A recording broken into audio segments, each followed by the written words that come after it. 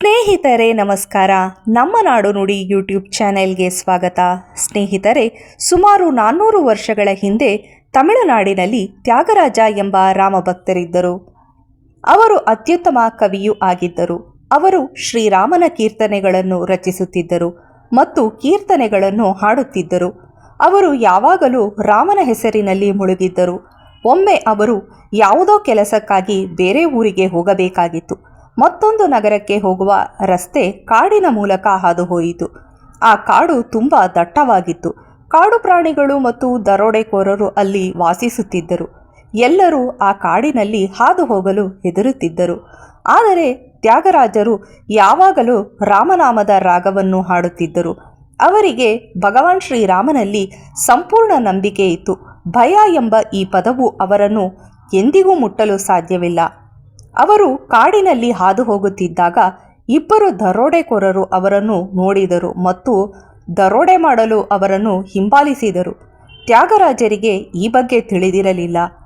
ಅವರದೇ ರಾಗ ಸಂಕೀರ್ತನೆಗಳನ್ನು ಗುನುಗುತ್ತಾ ಹೋಗುತ್ತಿದ್ದರು. ಎರಡನೇ ನಗರವನ್ನು ತಲುಪುವ ಮಾರ್ಗವು ತುಂಬ ಉದ್ದವಾಗಿತ್ತು.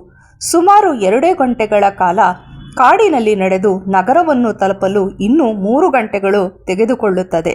ಹಾಗಾದರೆ ಇಲ್ಲಿ ರಾತ್ರಿ ಊಟ ಮಾಡಿ ನಂತರ ಮುಂದೆ ಪ್ರಯಾಣಿಸಬಹುದು ಎಂದು ತ್ಯಾಗರಾಜರು ಮನಸ್ಸಿನಲ್ಲಿ ಯೋಚಿಸಿದರು. ತ್ಯಾಗರಾಜರು ಅಲ್ಲೇ ನಿಂತರು. ಅವರನ್ನು ಹಿಂಬಾಲಿಸಿಕೊಂಡು ಬರುತ್ತಿದ್ದ ದರೋಡೆಕೋರರು ಅಲ್ಲಿಯೇ ನಿಂತರು. ಅವರು ತ್ಯಾಗರಾಜರನ್ನು ಏನೂ ಮಾಡಲಿಲ್ಲ.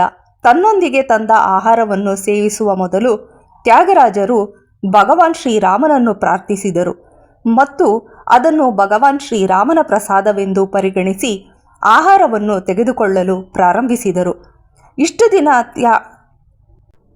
ಇಷ್ಟು ದಿನ ಕಾಡಿನಲ್ಲಿ ತ್ಯಾಗರಾಜರು ಒಬ್ಬರೇ ಇದ್ದರೂ ಕಳ್ಳರು ತ್ಯಾಗರಾಜರನ್ನು ಏನೂ ಮಾಡಲಿಲ್ಲ. ಸುಮ್ಮನೆ ಮರದ ಹಿಂದೆ ನಿಂತು ತ್ಯಾಗರಾಜರನ್ನು ನೋಡುತ್ತಲೇ ಇದ್ದರು. ಊಟ ಮಾಡುವಾಗಲೂ ತ್ಯಾಗರಾಜರ ರಾಮನು ಹೆಸರಿನಲ್ಲಿ ಮಗ್ನನಾಗಿದ್ದರು. ದರೋಡೆ ಮಾಡಲು ಕೆಲವು ದರೋಡೆಕೋರರು ತನ್ನನ್ನು ಹಿಂಬಾಲಿಸುತ್ತಿದ್ದಾರೆಂದು ಅವರಿಗೆ ತಿಳಿದಿರಲಿಲ್ಲ. ಊಟ ಮಾಡಿದ ನಂತರ ತ್ಯಾಗರಾಜರು ಭಗವಾನ್ ಶ್ರೀರಾಮನ ಪಾದಗಳಿಗೆ ಕೃತಜ್ಞತೆ ಸಲ್ಲಿಸಿದರು ಮತ್ತು ಅವರು ತಮ್ಮ ಮುಂದಿನ ಪ್ರಯಾಣಕ್ಕೆ ಹೊರಟರು. 5 ಗಂಟೆಗಳ ನಂತರ ತ್ಯಾಗರಾಜರು ಮತ್ತೊಂದು ನಗರದ ಬಳಿ ಬಂದರು. ಆ ವೇಳೆ ದರೋಡೆಕೋರರಿಬ್ಬರು ಆತನ ಕಾಲಿಗೆ ಬಿದ್ದರು. ತ್ಯಾಗರಾಜರಿಗೆ ಆಶ್ಚರ್ಯವಾಯಿತು. ಅವರು ಕೇಳಿದರು, "ನೀವು ಯಾರು? ನನಗೆ ನಿಮ್ಮ ಪರಿಚಯವಿಲ್ಲ. ನೀವು ನನ್ನ ಪಾದಗಳನ್ನು ಏಕೆ ಮುಟ್ಟುತ್ತಿದ್ದೀರಿ?" ದರೋಡೆಕೋರರು, "ನಾವು ಕಳ್ಳರು" ಎಂದು ಹೇಳಿದರು. "ನಿನ್ನನ್ನು ದೋಚಲು ನಾವು ಕಾಡಿನಿಂದ ನಿನ್ನನ್ನು ಹಿಂಬಾಲಿಸುತ್ತಿದ್ದೇವೆ. ಆದರೆ ನಿಮ್ಮೊಂದಿಗೆ ಅಂಗರಕ್ಷಕರಿದ್ದರು. ಅದಕ್ಕಾಗಿಯೇ ನಾವು ನಿಮ್ಮನ್ನು ಏನೂ ಮಾಡಲು ಸಾಧ್ಯವಾಗಲಿಲ್ಲ. ಅವರು ನಮ್ಮನ್ನು ಗುರುತಿಸಿದರು. ಅವರು ನಮ್ಮನ್ನು ಹಿಡಿಯಲು ಬರುತ್ತಿದ್ದರು. ಆದರೆ ನಾವು ಅವರಲ್ಲಿ ಕ್ಷಮೆ ಯಾಚಿಸಿ ಅವರ ಪಾದಗಳನ್ನು ಮುಟ್ಟಿದೆವು. ಆಗ ಅಂಗರಕ್ಷಕ ನಮ್ಮ ಪಾದ ಮುಟ್ಟುವ ಅಗತ್ಯವಿಲ್ಲ ಎಂದರು. ತ್ಯಾಗರಾಜರಿಗೆ ನಮಸ್ಕರಿಸಿ, "ಆಗ ಮಾತ್ರ ನಾವು ನಿಮ್ಮನ್ನು ಬಿಡುತ್ತೇವೆ. ಅದಕ್ಕಾಗಿಯೇ ನಾವು ನಿಮ್ಮ ಪಾದಗಳನ್ನು ಮುಟ್ಟುತ್ತಿದ್ದೇವೆ." ತ್ಯಾಗರಾಜರು, "ಯಾವ ಅಂಗರಕ್ಷಕ?" ಎಂದು ಕೇಳಿದರು. "ನಾನು ಅಂಗರಕ್ಷಕನನ್ನು ಇಟ್ಟುಕೊಳ್ಳಲು ನನ್ನ ಬಳಿ ಏನು ಹಣವಿದೆ? ಇಷ್ಟು ದಿನ ಒಬ್ಬಂಟಿಯಾಗಿ ನನ್ನ ಭಗವಾನ್ ಶ್ರೀರಾಮನ ಹಾಡು ಹಾಡಿಕೊಂಡು ರಾಗದಲ್ಲಿ ನಡೆಯುತ್ತಿದ್ದೆ. ನನ್ನ ಜೊತೆ ಯಾರೂ ಇರಲಿಲ್ಲ."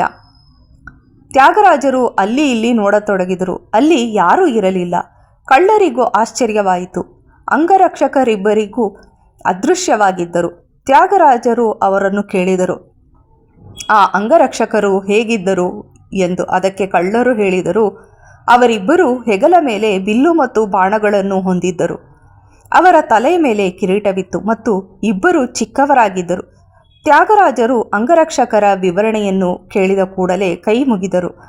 ತನ್ನನ್ನು ರಕ್ಷಿಸುತ್ತಿರುವ ಇಬ್ಬರು ಅಂಗರಕ್ಷಕರು ಬೇರಾರೂ ಅಲ್ಲ, ಭಗವಾನ್ ಶ್ರೀರಾಮ ಮತ್ತು ಲಕ್ಷ್ಮಣ ಎಂದು ತಿಳಿದುಕೊಂಡರು.